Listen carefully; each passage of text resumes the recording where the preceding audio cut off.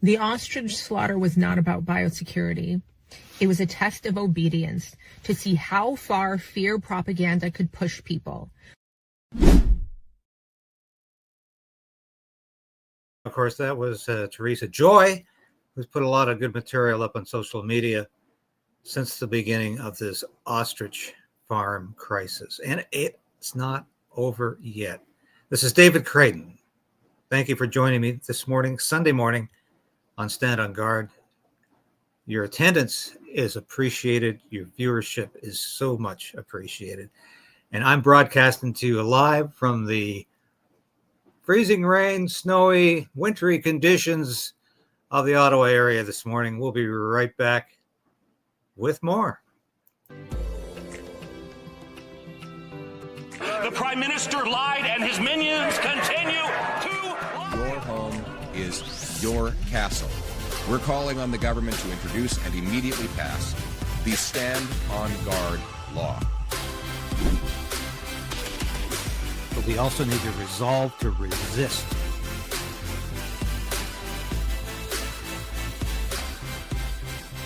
Okay. We'll do it live. Okay. No. We'll do it live. I'll write it and we'll do it live.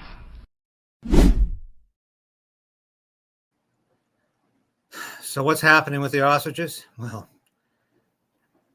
it's a bizarre situation. And that's all I can say at this point. I've got some video that was up on Facebook last night. We found it on YouTube this morning. It's apparently the latest from one of the guys that was on scene at the farm, Luca Robinson, who did some rather strange things while he was a supporter, just going live sometimes with a live stream in the middle of a meeting. And of course, this was exploited, at the very least, exploited by the enemies of the farm. And this stuff was all over the bots and the people who were trying to destroy Katie, her family, and her farm, which of course they're still trying to do. They're still trying to do this. But yesterday I showed you, we had Darcy Lacombe and Monty, who were literally camping out at the farm, getting video, watching these bins. Yesterday, it appears one of the bins just disappeared. And what is going on with these musical chairs, these musical bins? We'll get into this a little later, but of course, the CFIA has made the outrageous claim that they have deep buried 314 ostrich bodies. They won't say where. We have to demand where. You can't bury these things at any landfill site. And I had correspondence this morning from a woman who knows this business inside out. And she said every ostrich body should have been wrapped in plastic. The whole operation of loading them onto trucks like that with the debris and blood and fluids leaking was unauthorized, potentially illegal. Trucking them across the province where they did was not the way it was supposed to be done. Nothing about this operation has been above board or honest or by the rules, by regulations, and potentially not even by the law. But nobody is even being questioned by the authorities. Certainly not charged or told or fined or told to do it differently. Nobody. And this is the outrage. And this is all about, I'll say it again at the beginning, I'm going to say this at the end of this broadcast. It's all about not getting tissue samples. And we had veterinarian Dr. Jeff Wilson on the show the other day, and he said, give me the tissue samples. We need to do an autopsy on these birds to confirm or deny whether they had avian flu. And he says, no way they had avian flu. These were healthy birds. CFIA doesn't want you, the public, to know that because they don't want anybody to know, even though we all do, that they F this operation up from day one because it was all about appeasing their friends in Big Pharma and not looking after the health and safety of animals or human beings in Canada. Go to their cockeyed website and they'll tell you, and I have to laugh. I keep getting on X every day. Follow the CFIA. What they want is to undermine the health and safety of Canadians because they're serving a master called Big Pharma. Anyway, we've got lots to show you today. Now, this video is a little long, but it's fascinating. And this is courtesy of Luca Robinson, as I said, who was on the farm. Bit of a controversial figure at times, but you can't deny he has gone the extra mile with this one. And we'll have more about that. Before I get to that, though, here's Ollie, another one of the personalities, if you will, who has given a damn about what's happened to these ostrich bodies. Okay, time check, it's 9:27. No more bins right there. They showed 4 bins empty, but there's 1 bin behind this, still the lead on it, so I don't know. And there's still people here, and that's the update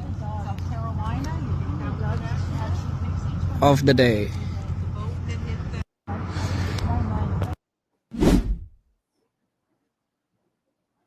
Now, we'll have, as I said, more updates. I see a comment in the comment section about why did the CFIA not allow the family to bury the birds?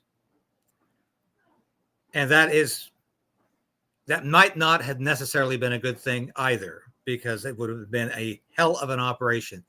But I do think that somehow they should have got tissue samples from these birds at night, at whenever, because there's nobody said, oh, you can't do that. It's contrary to the criminal code.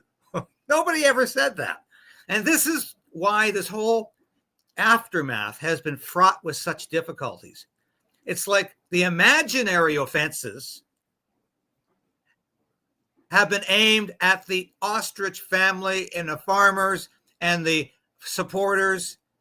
People have been accused of doxing when they weren't. People have been accused of harassment when they weren't. And of course, the overriding opinion here from the authorities is, oh, you can't take tissue samples. Why? Who says so? And of course, that's never been addressed. CFI refuses to talk about that. But that's what this is all about. This is why they're playing musical ostriches, moving bins around, and apparently maybe they dumped the bin yesterday. Maybe one was turned back. Let's hear it from Luca, Darcy, as they explain what happened yesterday. So there's 4 there. So do you think, so we saw the first 2 that are side by side? They open 4? Oh, okay. I guess that'll be those 4.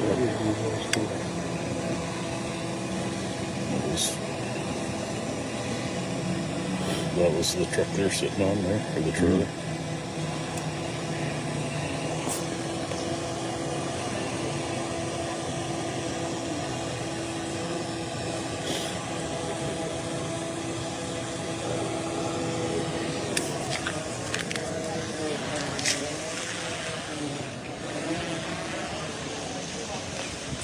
So what are your thoughts there then, Monty? I don't know. I looked at the back of that bag. There's no... Don't look at the back of those 2 bags.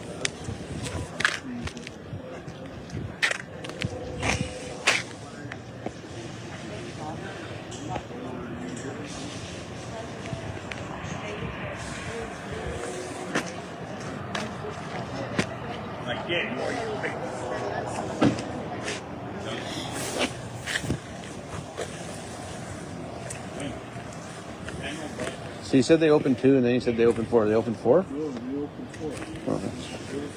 Oh, or someone did.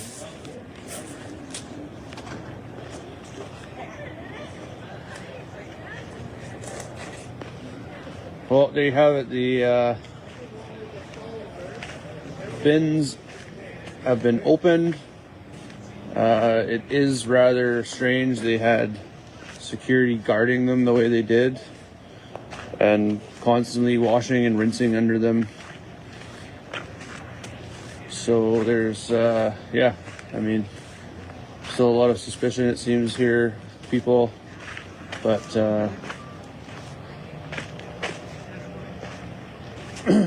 what did you see there, Darce? Did you see them go into 4 bins? Because we got the drone up and there's 4 of those enclosed bins. Yeah. All 4? Did they put them in the 4? No, did they open up all 4? Like Yeah, they opened up all 4 bins. I got a video. Like, I didn't go live, but I got video footage of it. Okay. And why do you think they had the security guarding them so heavily? Well, they were there. You know that. We all they were moving around in there on another truck. Like, and then hauled them out? I don't know. Nobody wants to take them, so. Well, we got a drone flying above right now, Yeah, and it there's. could be possible that they got them around here somewhere, but. Did you see any bins leaving here today? Like, nope. None of them left. So none of them left. So everything's still in the yard. Okay. That's the other. So if they were here, they're still here. Could be. Okay. Last known report I got too was I heard there's 4 empty trench holes in Ladner. Okay, thanks. Okay, so he said 4 empty trench holes in Ladner.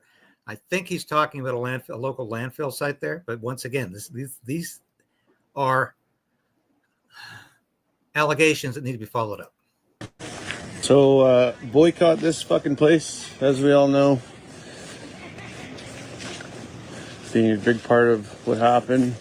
So Monty, do you think they're still here? Do you think they're still here? We just found another bin with the heart in. Oh, really? On that side. It's over here. And Darcy said they might have been moving stuff around while you guys were sleeping, maybe? Yeah. We heard noise. You guys heard some noise? Heard noise. There's somebody else here. I think they have a nerve issue, maybe. Or, I don't know. Anyways, when the noise happened, they. Right there. Oh, yeah. Right. Closer to the building. Yeah. Hidden in the back there. Yeah. It's blocking the door. There's no strap on it or anything. Okay. It's blocking the doorway. Because we have someone who works here, a girl, and she says they are here. Someone, an in-law. Okay, well, they were here. Yeah. I know they were here. They were, yeah. She said they were supposed to go to the dump, but they got turned around because of all the attention. Okay, so that's the drone footage. This is apparently Monty's drone, from what we heard from other sources last night. They're getting an aerial view of this. And somebody is saying that at least one of the bins left the facility. That's the first time we hear this in this conversation. And it's based on the testimony of somebody, an in-law of somebody's friend who works at this location. But sometimes that's the only way to get intelligence in an operation like this. It's 5 tomorrow morning, so I really don't want to fucking let anything out of my sight. Any bins coming out, any single bins coming out here are possible. Yeah. Possibly loaded. Yeah. Someone's saying they're going to unload it and load it in the building, maybe? Could be. I mean, we've all been witness to some really strange acts. There was a time when it was so fucking horrid here in the stench bed. Yeah. I was down there like 30 feet past that post. Yeah. And I fucking instantly, I couldn't breathe. Really I felt like puking. Oh, I smelled got to about here and I just about hit the ground, but I couldn't breathe, so I kept going till I got over there to where I could breathe. Yeah, there is something here. Why did they street sweep it all and pressure wash it all? Well, yeah, they kept hosing down the ground over and over and over. putting 2 that days. The first day disinfectant they all put over the it. disinfectant down. They sprayed everything. They sprayed the cans, the trailer, the ground. Yeah, and they were guarding. I was here last night. They were guarding those trailers like fucking. There was like little gold bars in there or something. And they've been doing that every night. First night there was 1 guard. Second night 2. Third night 3, and there's been 3 every night I'm not since throwing then. in the towel yet. Yeah, because they didn't volunteer that one to show you, the hidden one. So the idea was to show us 4 empty bins and on the hopes that we all fuck off and then try and get those singles out of That's here. what I'm thinking, is they want us all gone, and then they're going to head to the dump first. So they played a thing in the sleight of morning. hand somehow. Okay, I we think so. tried to, hoping Yeah. we all. Yeah, musical ostriches, musical bins, sleight of hand. Are they waiting for these guys to go to sleep? They should probably have more people there. So, and because apparently they were doing shifts, but there are periods of time where there's nobody watching. And this is exactly what they need, because believe me, nobody in this operation who facilitated it or conducted it wants any of this to become public knowledge. Right now, this is all sort of rumor and innuendo because nobody has produced an ostrich, even though they know the trucks are the same, and we'll get into that again later. They know these are the same trucks from that were in Vernon that were at the farm. We know these are the same trucks, but they don't want this to be fundamentally proven as fact, because it could potentially be not just embarrassing, but legally confronting. We'll put it that way. Dust off now and say it's all over. I mean, They almost got like us. I'm about to. It might not be a bad idea just to shoot everyone's screw off My and just stomach do it a little bit more. doesn't like, I'm not feeling sick in my stomach. Yeah. I don't feel like we've lost. I feel like they're playing us. Well, yeah, it seems like it. You don't like being played. I don't like being played. Nobody likes being played. Yeah. So it's more pissing me off than anything. Yeah. When you get pissed on, we get pissed off. And Yeah. I feel like we're being pissed on. Yeah, And no, it does. it does switch. I think so. Single bin. They would come in with the fucking truck with 4 single bins and then go back. Or they just swap bins out. They just No, they're the same bins though. That's the thing. Are The they? bins have not changed from the farm. That's why they showed us those bins, because those bins came from the farm and we all watched them wash. And that's the truck they loaded at the farm. And that's and the that truck thing they, ran that's the like a exact bag truck of they shit. loaded them with. And that's The what brought them first here. time they started that thing up. Okay, once again, there's Darcy explaining why it's the same truck. He said this on numerous occasions, and we know that. That's the one element in the story that is very verifiable. It's fairly easy to prove that much. A lot of fucking shit that went on. Well, this the marking's right on this side. that makes Okay, so there you have it. The plot thickens here. They came almost as if it was show and tell, and they brought the bins right to this front gate here, and said, "Here, look." And they showed, and I think it was just Monty and Darcy here, and they had been sleeping. They did hear noises when they were sleeping, but they didn't get up. Obviously tired, going days and days and days. And they're not exactly spring chickens, so we don't know if maybe something had happened. So I'll just give you my personal opinion. I'm on the fence. This obviously is not a good story, like for PR for Super Save, and I don't think that they would have let this story go on for as long as it has. So I'll just do a drive and give you an idea of this lot here. But like, I was here last night, and I'm telling you, they were guarding these bins, and they're hosing down the ground underneath it several times a day, which is also strange. And I could smell the roadkill smell when I went around the back, like the smell of death. So I'll just show you around the back side here. All right, we'll get back to that in a second, but in case you're missing the key point here, and it's not hard to do when you're watching this type of video, there's a back. So they could have been moving the bins and the trucks out the back. And I don't know if these guys were aware of that. Obviously, as long as they're watching the trucks, they're not going to get to the back. But in those moments when nobody's watching, maybe they did get to the back. Let's hear some more. And you can get an idea of the lay of the land, but yeah, it's and we have someone on the inside that works here, a girl. It's an in-law's friend from the farm, and she said she knows for sure that they're here, and she said exactly what people thought, is that they got turned around. One of them got dumped and there was too much attention, and the other one got turned around. So here's the back. All right, so here's Lucas saying one of them got dumped. Where? In nearby facility, because we know there's a dumping area near Surrey. Where were they dumped? No indication from the CFIA at any time, of course, because as far as they're concerned, CFIA has said, oh, they're already deep buried days ago. So nothing happened here. Nothing to see, folks. This is all about distraction. So one was dumped where, and a second had to turn back because they said, hey, we don't want any more bad publicity.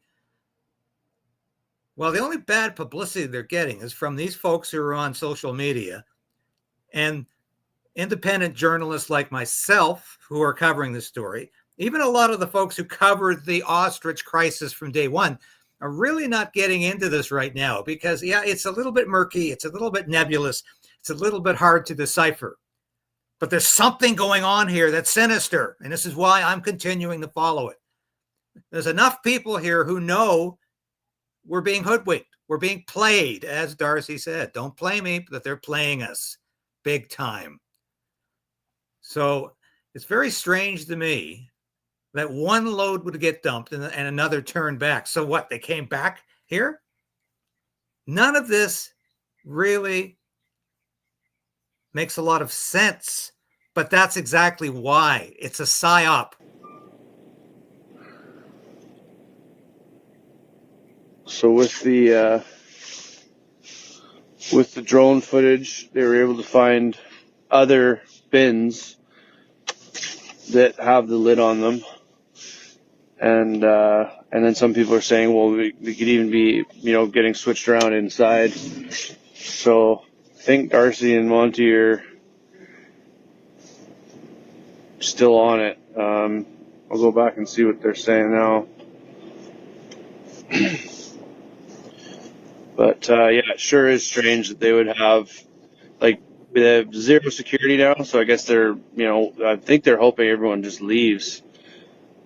But like, why would they let that story go on for fucking as long as they did? And then now they have this big show and tell where they open the bins in front of everyone like it was like a display. Like, here, look, they're empty. Like, why wouldn't they have done that sooner? And why would they have all this security guard? Like 3 security guards guarding, like, literally, like, they had 2 pickup trucks side by side in front of the bins with their lights facing out. Like, they were specifically just guarding the bins. Okay, incredible story there. Clearly, something happened yesterday. At least one bin, perhaps, according to the testimony we heard, was dumped. And this is, once again, this is based on an insider, non-identified, anonymous insider at the Surrey location of Super Save. And a second bin was turned back. A second truck was turned back. Why? Because nobody really wants to wear this story. And potentially it could be not just embarrassing, but worse if this is verified.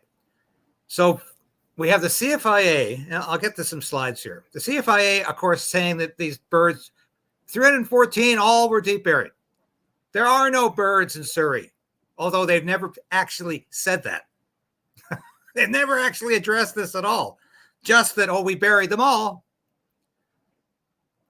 They won't talk about any of this evidence or testimony or eyewitness account. They don't want to talk about it because as far as they're concerned, as soon as they talk about it, it makes the story real. It gives the story legs, as we say in the business here.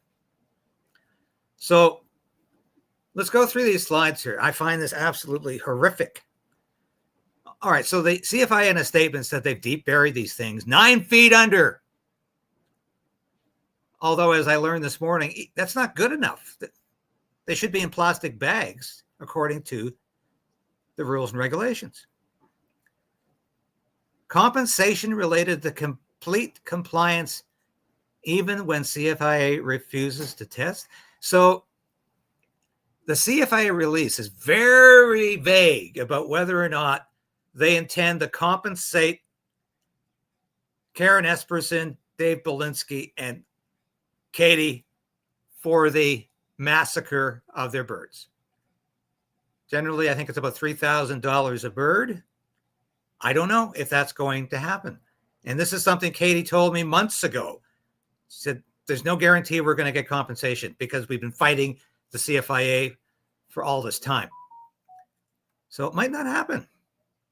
Might not happen. And at the same time, the door is still open for the CFIA and the Carney government to demand the cost of the operation, of the occupation from the farm. You think that can't happen? They've done everything else to punish these people. Everything possible. Why wouldn't they go that far? Deep burial BC rules, 3 meters deep for 314 large ostrich. This would be a huge hole. This would be like, I have to be careful how I say this, but this would be like deleting tens of thousands of human beings. Let's put it that way. You need a very large hole. Which landfill, and the questions to the CFIA, which I'm going to send tomorrow morning, and watch them send me their last news release. Which landfill in BC took the ostriches that they allege they are deep buried at? How deep and big was the hole dimensions? Why can't Dr. Jeff Wilson, the veterinarian I interviewed last week, a trusted expert from the University of Guelph, do a forensic autopsy of the ostriches? Why not? Is it possible? And as I said, I got information this morning. I did not have time to digest it all, but this was sent to me last night by a woman who knows the procedures of burial for waste that is considered to be a biohazard or toxic, which of course the CFIA continues to pretend these birds were and are a biohazard. There are even more stringent rules applied to deep burial. Did the CFIA do any of this? If not, they should be examined, charged. Here's the kicker. Same truck. This is the same Super Save truck that left the Universal Ostrich Farm site. And that was cited again in Surrey, BC. See, they had it all taped up here.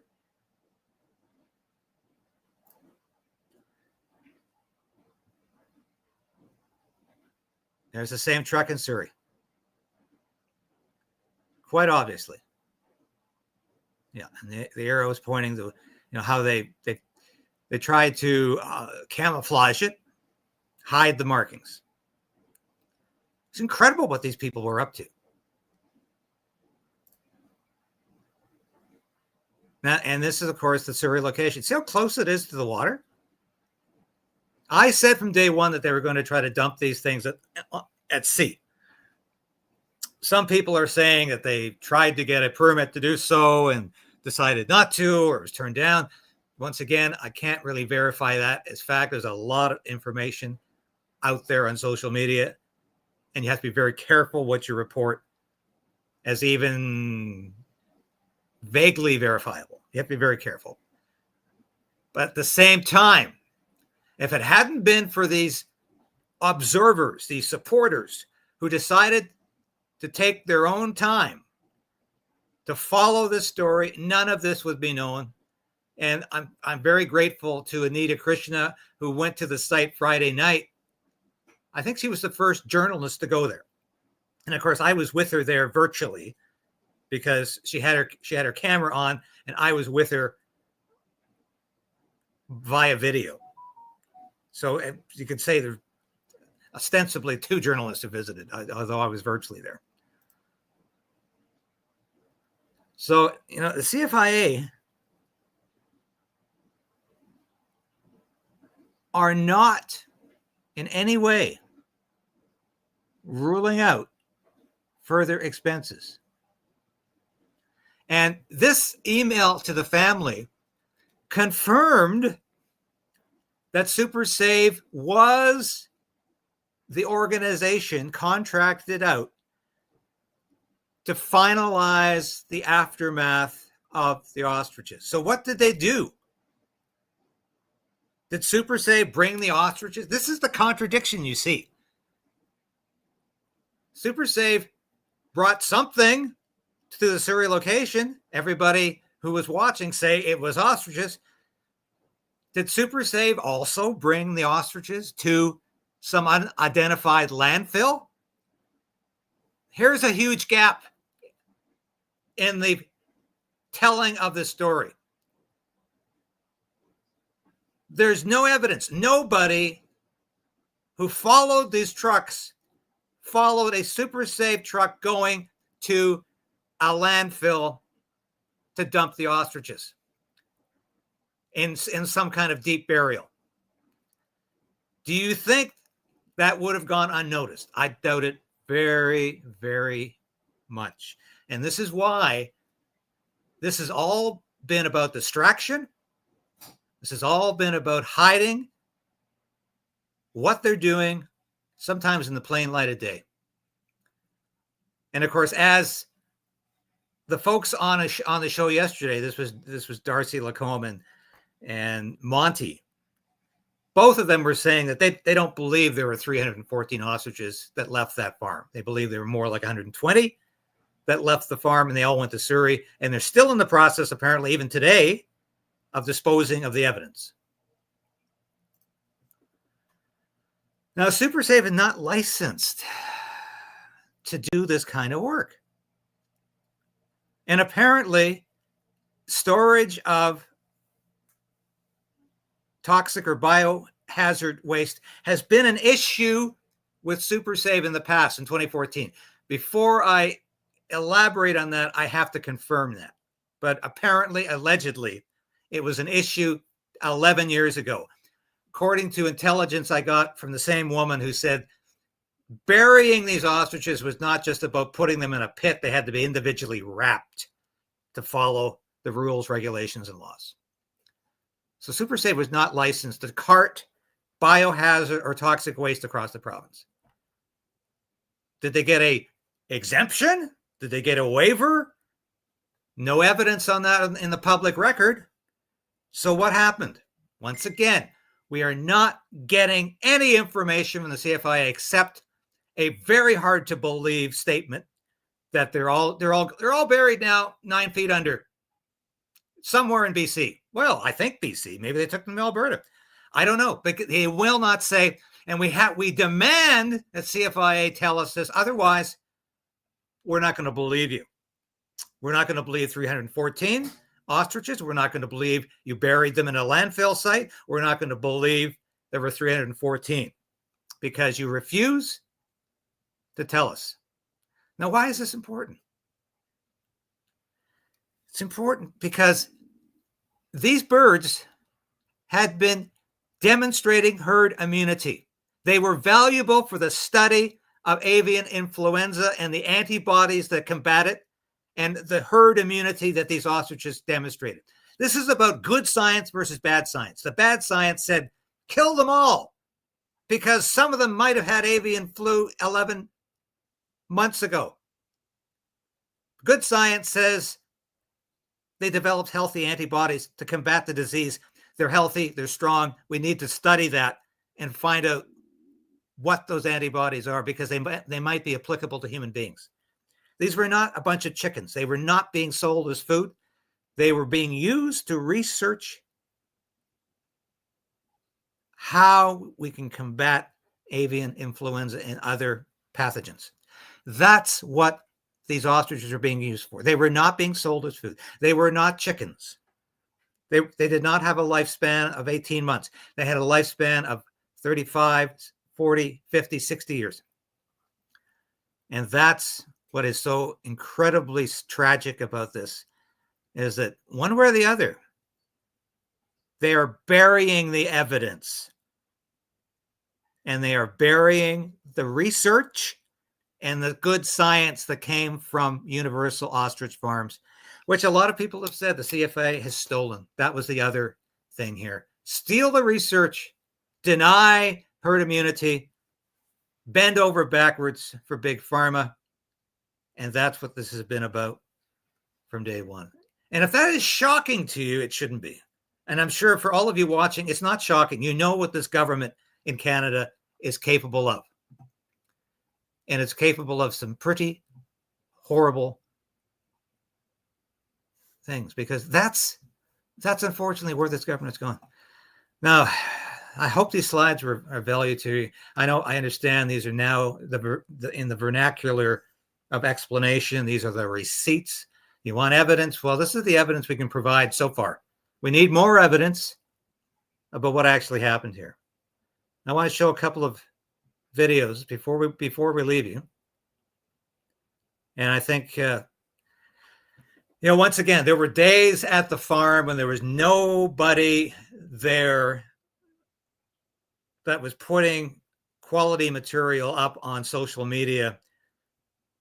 And Chris Dacey filled that void. Chris has been doing some, as I say, guerrilla journalism in Ottawa, where he confronts the Prime Minister and the cabinet when they leave the House of Commons. They'll never let them, of course, they'll never let Chris Dacey or the other folks, who I call them the Wellington Street regulars, they'll never let them in the press gallery. They'll never let them, in fact, they probably can't even get in as visitors because they're on a blacklist.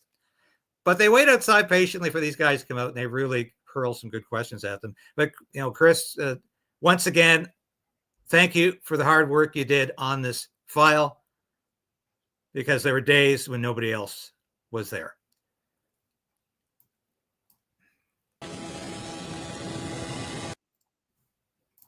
We are looking at the aftermath at Universal Ostrich Farms in Edgewood, British Columbia. This hay here, filling torn up ruts, was taken from the kill field, the killing pens that are about to come into view. Mass slaughter took place here. Over 300 ostriches shot using up to 1,000 rounds. These bales have all been knocked over and left in the rain for days. The hay from these bales has been strewn about the entire property. Quite the biohazard. Nobody can enter this area either to document it or collect evidence because of the biohazard risk. Meanwhile, you pan over here, and there's a bunch of birds, numerous birds. Look at these ones walking in the water, the runoff from the rain that's been coming through the blood-soaked hay and killing pen. And all these what appear to be ducks. There's also been turkeys and some migratory birds, probably.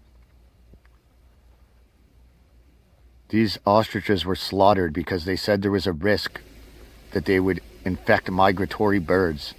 When the ostriches were here, the birds didn't land. Now that they're all dead and their blood is running off in the rain-soaked puddles, we have birds landing in it and they could just fly right off. These ones are on the ground, but we have video of flocks of birds coming in. More of this hay, all of this taken from the kill pens. More birds can be seen here. Turkeys come through here.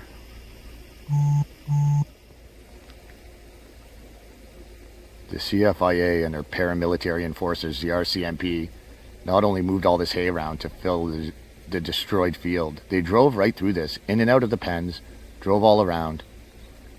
They've left this disgusting mess behind. that the farm is going to be responsible for cleaning up, it seems. It's a biohazard for them. They can't go in, can't document. Winter's coming. But the runoff of blood-soaked hay into the puddles with the birds is somehow not a biohazard?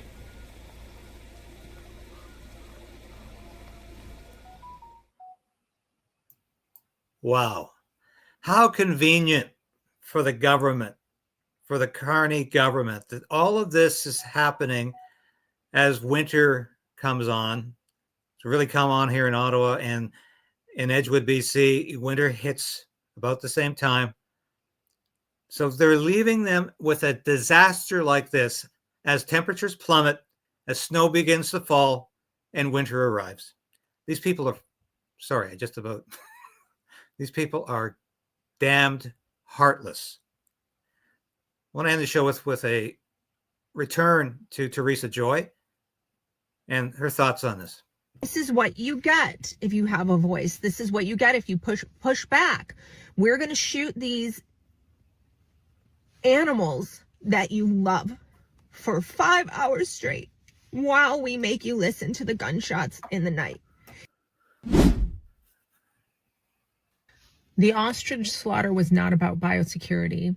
It was a test of obedience to see how far fear propaganda could push people. Could it push people to put aside facts? Could it push people to put aside compassion? I see some comments like, it is the responsible thing to comply with the CFIA. If you think that it is the responsible thing to kill healthy animals, then the CFIA and the government has conditioned you to accept the ultimate authority of a system who can kill without reason, without testing, without evidence, without consent, and without oversight. These ostriches were gunned down. You don't have to comply with evil. You don't have to comply with death. And if you have been made to believe that just because it's a policy, then we can have suffering and death and gore, you have been conditioned to reflect on history and when this has happened before, when authorities have told the public that it is in their best interest and public safety to kill healthy beings. The CFIA did not have to kill, slaughter, massacre the ostriches in the way that they did. So for people who are making comments now after seeing what happened to the ostriches, that it's responsible, the CFIA killed them in the most heinous, violent, vicious way they possibly could imagine, where not only did the birds suffer way more than they had to, but the people suffered, and that was on purpose to warn all Canadians. This is what you get if you have a voice. This is what you get if you push back. We're going to shoot these animals that you love for 5 hours straight while we make you listen to the gunshots in the night. And at the end of the 5 hours, we're going to go in with single bullets and shoot them all in the head because they've been suffering for 5 hours. And then in the morning, we're going to go back in and shoot the rest of them that were suffering all night. And then we're going to let you see their dead, mangled, twisted, lifeless bodies. And we're going to let you all see that so that you know never to question authorities again. Canadian government right there that just did this.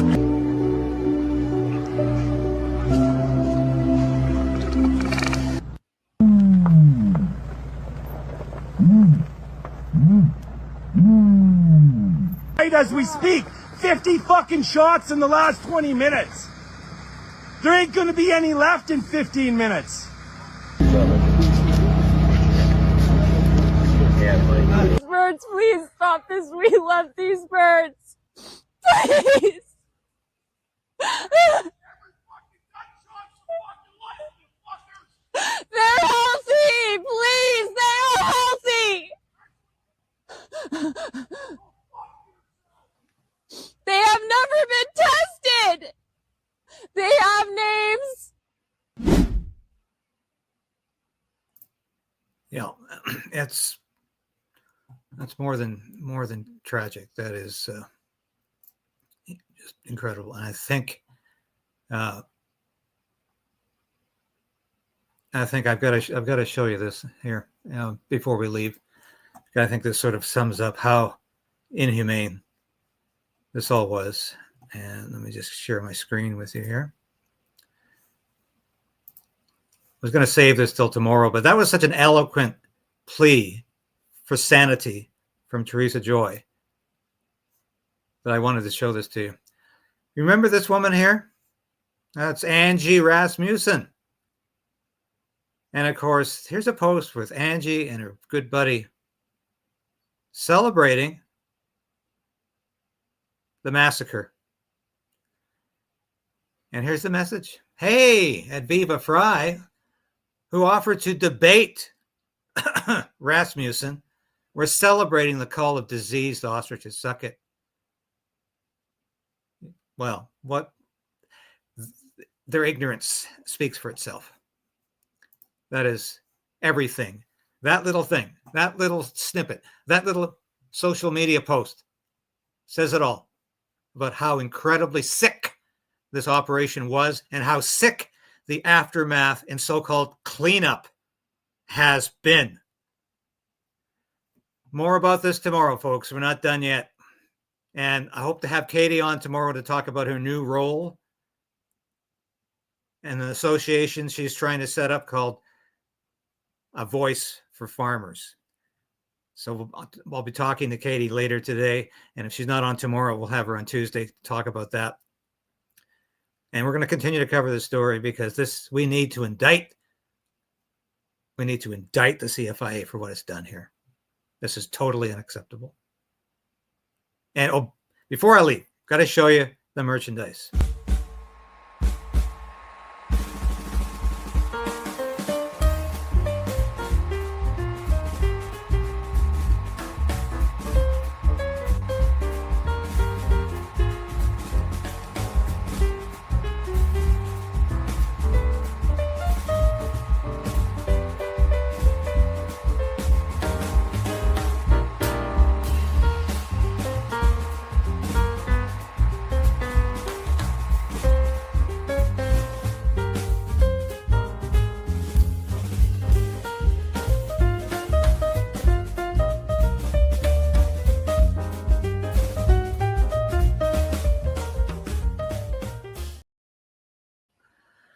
There are some ostrich stickers there available in the store, and there are plans to produce an ostrich memorial sticker. If and when that is produced, and I say when it is produced, the first one will go to my friend Katie Passatney. And that is all for today. We'll be back again tomorrow with more. Thank you so much for watching. This has been David Krayden, broadcasting to you live from Ottawa. This has been Stand on Guard. Bye for now.